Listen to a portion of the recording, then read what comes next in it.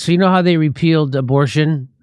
Well, guess what's happening now because of it? There's vasectomies are going through the roof now. Ain't that a kick in the balls, huh? So this guy rides around. This guy has he drives around. He does vasectomies in a van. Great. Is that that's where you want to go for your? That's where you want to go. I get van LASIK and van vasectomies. So it's like going to a motel gynecologist. You can't go wrong. Can't go wrong. This is from Politico. We're sitting inside the country's only mobile vasectomy clinic, owned and operated by Guarín, who is so committed to getting men to participate in contraception that he once performed the procedure on himself on camera. He's been practicing medicine for 20 years, and over the past few, he's clocked in more than 3,000 vasectomies. Wow, you know that reminds me of? Like, I'm really good at like tying my own tie without even looking. Is it like that kind of? I think it's like that. Like, watch this. It was a single event. So this one guy who's a patient says it was a single event this year that prompted him to make a 2.5-hour trek from Kansas City to make sure he couldn't have biological children. The Supreme Court's overturning of Roe versus Wade. 20 minutes after. That and a girl he wants to bang was really upset about it. 20 minutes after the Dobbs ruling in June, Missouri banned all abortions except in cases of medical emergencies. And that, Delian said, made the consequence of an unplanned pregnancy much worse. Many women, especially in deep red states like Missouri, responded with immediate alarm to Dobbs' decision, imagining how they would navigate an unwanted pregnancy. Delian's was among the many Americans who asked themselves what they could do to prevent those pregnancies in the first place. Although there is scant national data on the surge, hospitals and doctors across the country are reporting a marked increase in both calls and appointments for vasectomies, especially among young childless men. On TikTok, the hashtag vasectomy, which includes clips of women who assemble celebratory care packages for their partners, has been viewed 650 million times. Guarín calls it a vasectomy revolution. In the 48 hours after Dobbs, traffic on his website jumped 250%. In the following month, the number of vasectomies he performed doubled. Though he usually stays in Iowa, this time he's touring Missouri as part of an agreement with Planned Parenthood, parking his vasectomy mobile in clinic parking lots. His 24 by 8 by foot, 11,000 pound trailer is outfitted with running water, a bathroom, and a printer, and festooned with giant letters that read, "Honk if you've had your vasectomy." There it is. There it is. Honk. That's great. What do they install? Like a little horn in your taint? What am I supposed to do? So it's not a van. It's like a trailer, and then he pulls it with a car. I thought it was more like a motorhome kind of. It looks like an Austin food truck. Yes, it does. Over 3 days on the road with him, traveling from St. Louis to the industrial outposts of Springfield and Joplin in southwest Missouri, I see dozens of men of all ages, professions, and political inclinations file through, seeking a fast, effective, stress-free, no needle, no scalpel vasectomies. What? How could you do a vasectomy without a needle or a scalpel? Jimmy, I think he does it with his mouth. God. Young men, come. I go around to my truck and invite young men to come in for an oral vasectomy. I'll suck the tubes right out.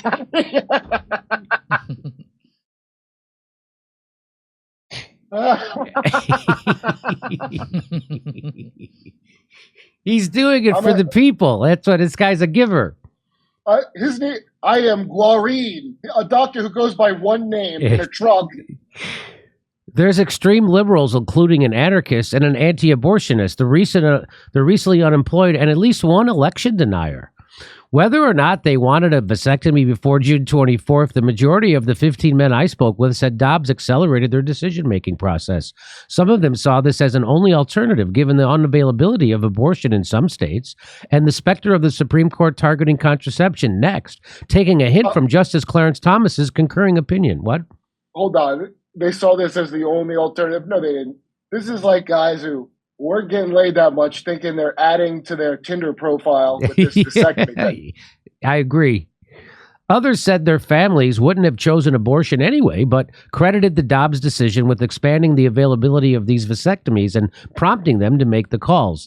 But Roe's demise isn't the only thing driving these men. Many of the patients filling in to see Guarín and Margaret Baum, the Planned Parenthood doctor he's partnered with, also talk about their financial worries.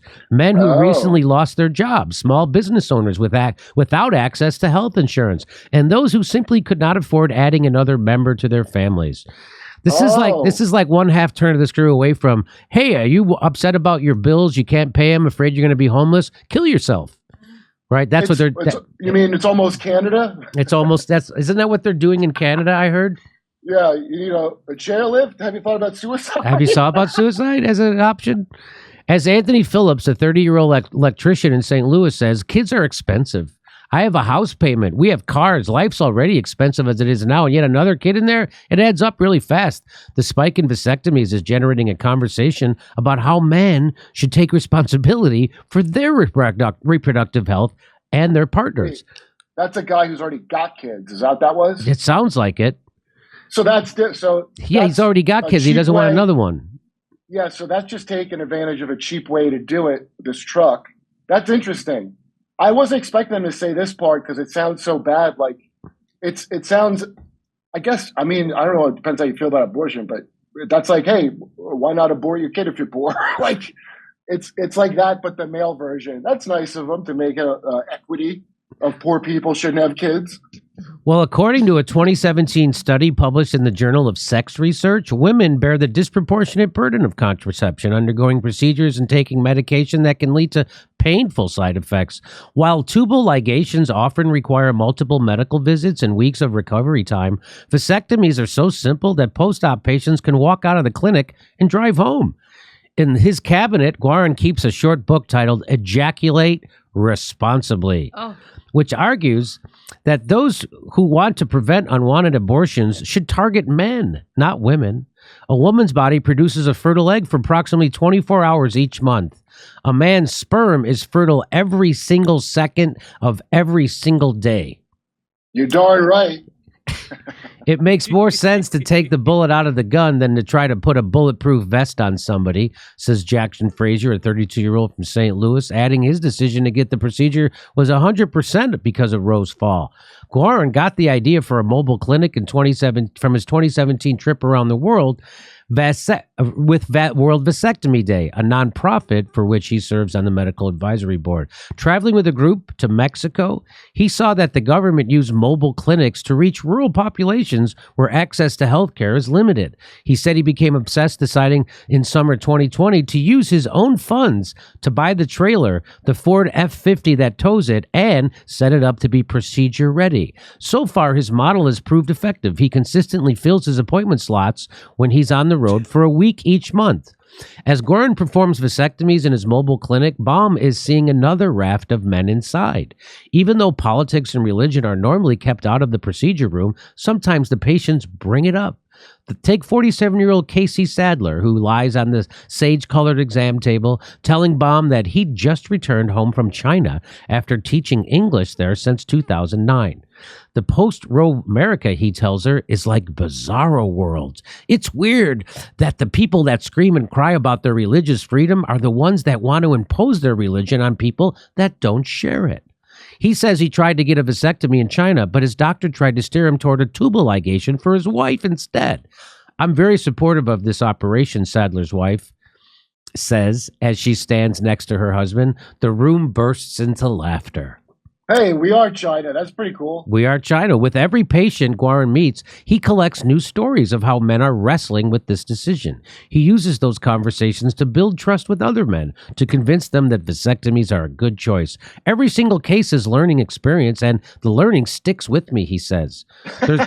There's one story from Springfield, he says, that did more than teach him something. It broke his heart. A man came in with his wife. Guarín asked if the couple had any children. No, they didn't. All right, Guarín told them, if you're satisfied with where you're at, then it's no problem. Well, actually, he wanted to have children, the husband told him, but his wife had developed a scar tissue in her womb from an infection which heightened the risk of an ectopic pregnancy, a life-threatening and extremely painful condition where the fetus develops outside the uterus. Terminating the pregnancy is the only treatment. And while Missouri law makes an exception to its abortion ban for medical emergencies, many Missouri physicians worry that the language is too vague and puts patients with ectopic pregnancies and other life-threatening conditions at risk.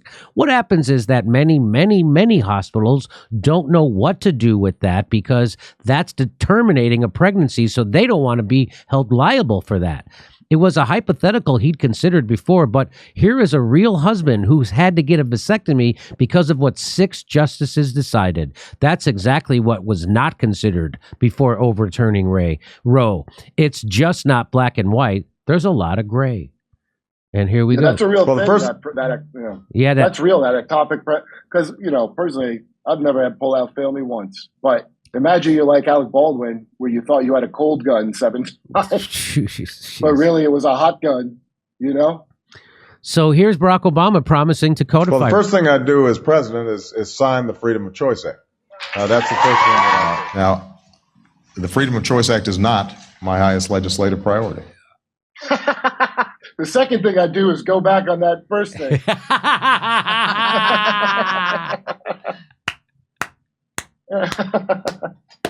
All right, well, that's a crazy story. That's a really crazy story. Wow. Hey, we're doing live stand-up comedy in Los Angeles, December 9th, 16th, 23rd, and 30th. And we're going to be in Tempe, Milwaukee, Minneapolis, Nashville. Go to jimmydore.com for a link for all those tickets. See you there.